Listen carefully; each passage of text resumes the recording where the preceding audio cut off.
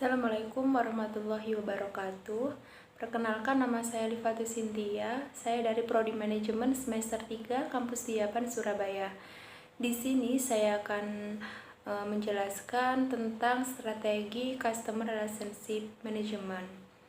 Saya akan terlebih dahulu menjelaskan pengertian dari strategi Customer Relationship. Pengertiannya adalah upaya yang dilakukan perusahaan untuk mempertahankan pelanggan mereka. Anda mungkin juga mengenalnya sebagai Customer Relationship Management atau CRM. Metode ini membahas bagaimana caranya untuk mempertahankan pelanggan dengan meningkatkan kualitas hubungan antara perusahaan dengan pelanggan. Perusahaan yang menjaga hubungan baik dengan pelanggan akan lebih mudah meningkatkan nilai retensi pelanggan. Pelanggan yang loyal bisa membuat usaha Anda semakin berkembang dan revenue pun akan semakin meningkat. Mengapa customer relationship ini sangat penting? Karena dengan adanya penerapan strategi customer relationship ini, Anda bisa meningkatkan kualitas hubungan dengan pelanggan. Akuisisi atau bahkan retensi pelanggan dapat dengan mudah diraih jika Anda menerapkan strategi ini. Apabila ingin memprediksi customer lifetime value dengan lebih akurat, strategi ini sebaiknya dijalankan. Customer relationship juga sangat mempengaruhi kelangsungan perusahaan.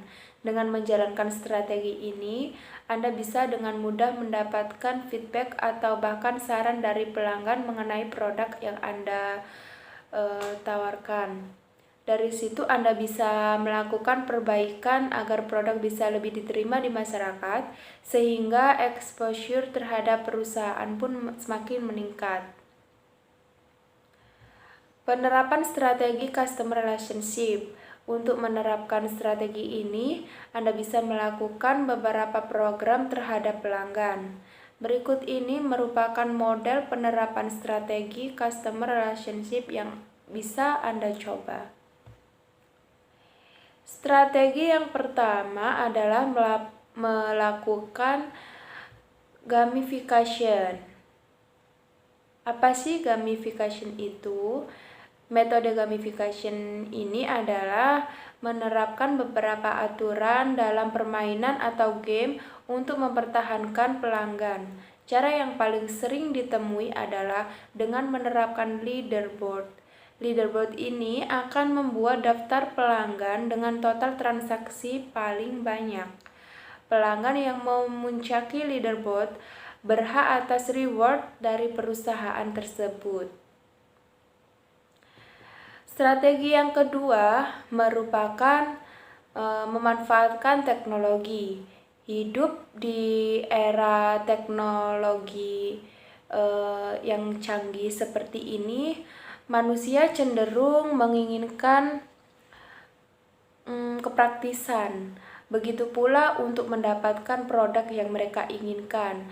Sebisa mungkin mereka melakukan tindakan seminimal mungkin untuk mendapatkan kebutuhannya. Hal ini sebaiknya Anda manfaatkan untuk mempertahankan pelanggan. Anda bisa membuat akun media sosial untuk produk Anda, dan akun tersebut berfungsi untuk menghubungkan Anda dengan pelanggan tersebut. Anda bisa menerima feedback atau bahkan melayani komplain dalam akun tersebut. Dengan kemudahan tersebut, maka pelanggan tidak akan ragu untuk menggunakan produk Anda. Yang ketiga, menerapkan loyalty program. Untuk mempertahankan pelanggan, Anda harus memberikan apresiasi terbaik bagi mereka. Apresiasi yang baik terhadap pelanggan akan meninggalkan kesan positif bagi mereka. Di samping memberikan produk atau jasa yang berkualitas, Anda juga bisa memberikan apresiasi dalam bentuk loyalty program seperti itu. Loyalty program ini dapat Anda lakukan dengan sistem poin. Contohnya, untuk setiap transaksi atas produk atau jasa yang Anda, pelanggan akan diberikan poin. Nah, poin-poin tersebut nantinya bisa ditukarkan dengan beragam hadiah atau penawaran eksklusif seperti voucher belanja.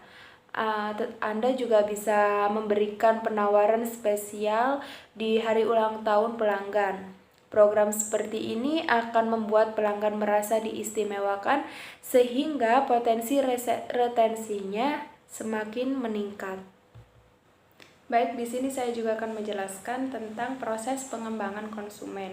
Bagi sebuah perusahaan menciptakan atau mengembangkan produk yang dapat dijual atau ditawarkan kepada konsumen dan mendapatkan keuntungan dari produk tersebut yang dijual atau ditawarkan adalah suatu yang mereka harapkan. Saya akan membahas tentang pengertian pengembangan produk. Pengertian pengembangan produk adalah strategi dan proses yang dilakukan oleh perusahaan dalam mengembangkan produk, memperbaiki produk lama atau memperbanyak kegunakan produk ke segmen pasar yang ada dengan asumsi pelanggan menginginkan unsur-unsur baru mengenai produk tersebut. Pengembangan produk adalah proses perubahan yang dilakukan terhadap produk yang sudah ada sekaligus proses pencarian inovasi atau menambahkan nilai terhadap barang lama dengan mengkonversikannya ke dalam produk tersebut. Dengan adanya pengembangan produk berarti perusahaan sudah memahami tentang kebutuhan dan keinginan pasar.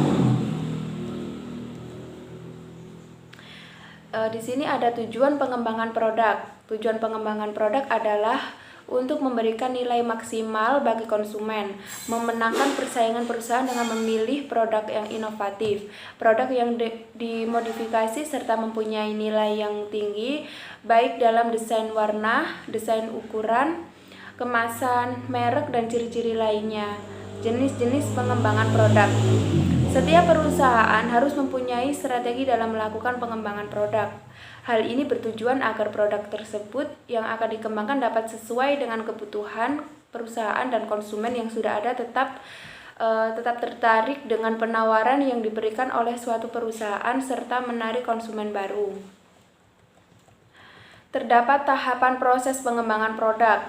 Pengembangan produk baru bukan merupakan hal yang mudah bagi perusahaan yang menjalankannya.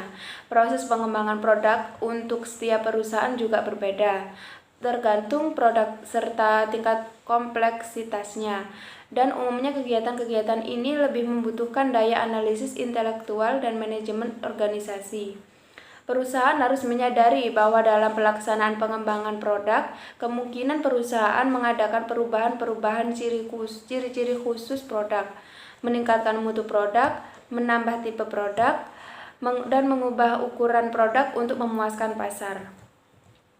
Pada saat perusahaan mengalami kemunduran dan menghadapi persaingan yang cukup tinggi, maka kebijaksanaan produk khususnya pengembangan produk merupakan salah satu alternatif jika kebijaksanaan non-produk seperti promosi, penentu harga serta saluran distribusi tidak memberikan hasil yang memuaskan untuk dapat menjamin kesinambungan produk di pasar. Menurut Shimamura 2000, terdapat 8 tahapan yang harus dilalui dalam pengembangan produk baru, yaitu yang pertama, analisis kebutuhan pelanggan. Kebutuhan konsumen merupakan titik pendahuluan untuk mengembangkan produk, baik untuk pasar domestik ataupun global. Produk-produk baru merangsang perusahaan untuk mencapai sasaran unit bisnis dan korporat. Untuk menentukan lingkup produk baru yang akan dipertimbangkan, manajemen sering merumuskan garis-garis besar perencanaan produk baru. Yang kedua, pemunculan gagasan. Pencarian macam-macam gagasan yang menjanjikan merupakan titik pangkal dalam proses pengembangan produk baru. Penggalian gagasan terentang mulai dari perbaikan tambahan atas produk yang ada sekarang sampai ke produk yang sama sekali baru bagi dunia. Beraneka gagasan produk berasal dari banyak sumber. Sumber gagasan produk baru meliputi cara personalia perusahaan, pelanggan, pesaing, investor luar, akuisisi, dan anggota saluran. Yang ketiga ada penyaringan ide dan evaluasi. Pengevaluasian ide-ide baru merupakan bagian penting dari perencanaan produk baru. Produk yang berhasil adalah produk yang memuaskan kriteria manajemen untuk keberhasilan komersial. Manajemen memerlukan suatu prosedur penyaringan dan evaluasi yang akan menghapus ide-ide yang tidak akan menjanjikan sesegera mungkin. Tujuannya adalah untuk mengeliminasi ide-ide yang paling tidak menjanjikan sebelum terlalu banyak waktu dan dana yang dikucurkan ke dalamnya. Yang keempat, analisis bisnis. Analisis bisnis mengestimasi kinerja komersial produk yang diusulkan. Perolehan suatu proyeksi finansial yang akurat tergantung pada mutu ramalan pendapatan dan biaya. Analisis bisnis normalnya dipecahkan pada beberapa tahap dan proses perencanaan produk baru. Setelah manajemen memutuskan konsep produk dan strategi pemasarannya, manajemen dapat mengevaluasi daya tarik bisnis proposal tersebut. Yang kelima, pengembangan strategi pemasaran. Tujuan pengembangan strategi pemasaran adalah menyempurnakan rencana lebih lanjut pada tahap-tahap berikutnya, yaitu bagaimana strategi pemasaran untuk mengenalkan produk baru ke pasar. Dalam tahapan ini, perusahaan melakukan pengembangan rencana strategi, di mana strategi pemasaran lebih dulu mengalami penyaringan. Yang keenam, pengembangan produk. Setelah berhasil merampungkan tahap analisis bisnis, perencanaan produk bergerak menuju tahap pengembangan dan pengujian atau development and testing. Pengembangan dan pengujian berkenan dengan pembuatan karakteristik fisik barang dan jasa baru yang dapat diterima bagi para pelanggan. Tujuannya adalah mengkonversikan gagasan ke dalam produk aktual yang aman, memberikan manfaat bagi para pelanggan, dan dapat diproduksi secara ekonomis oleh perusahaan. Yang ketujuh, menguji produk dan pasar. Pada tahapan ini, pengujian produk merupakan kelanjutan dari tahapan pengembangan produk.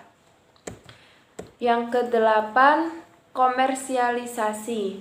Pada tahapan ini, semua fasilitas sudah disiapkan sedemikian rupa, baik fasilitas produksi maupun pemasarannya. Adapun di sini faktor pendukung dan penghambat pengembangan produk.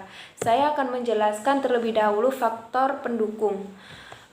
Faktor pendukung, terdapat beberapa faktor yang mendorong perusahaan untuk melakukan pengembangan produk. Faktor-faktor ini harus dipertimbangkan agar pelaksanaannya pengembangan produk yang berhasil.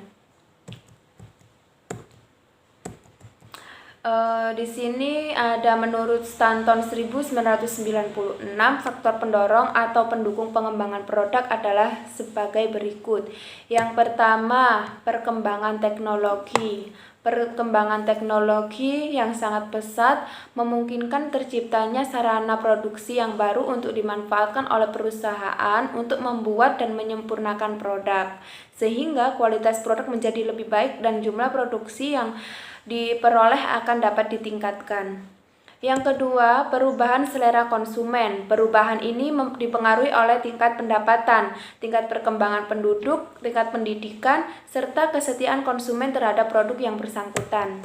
Yang ketiga, persaingan. Adanya persaingan yang kuat di antara perusahaan yang sejenis akan menyebabkan perusahaan berusaha untuk selalu mengembangkan produknya dengan harapan dapat menyaingi volume produk pesaing.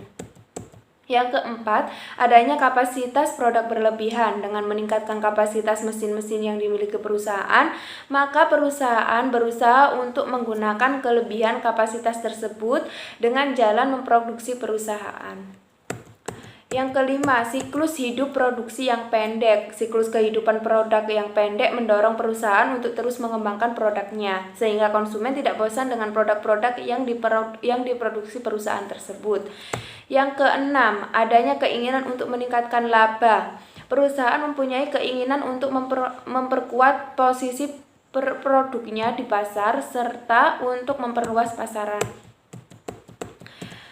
B. Faktor penghambat. Menurut Kotler dan Keller 2008, terdapat beberapa faktor yang menjadi penyebab terhambatnya proses pengembangan produk, yaitu yang pertama, kekurangan gagasan mengenai produk baru yang paling penting di bidang tertentu. Mungkin hanya ditemukan sedikit cara untuk memperbaiki beberapa produk dasar. Contohnya seperti baja dan deterjen. Kedua, pasar yang terbagi-bagi karena pesaing yang sangat ketat.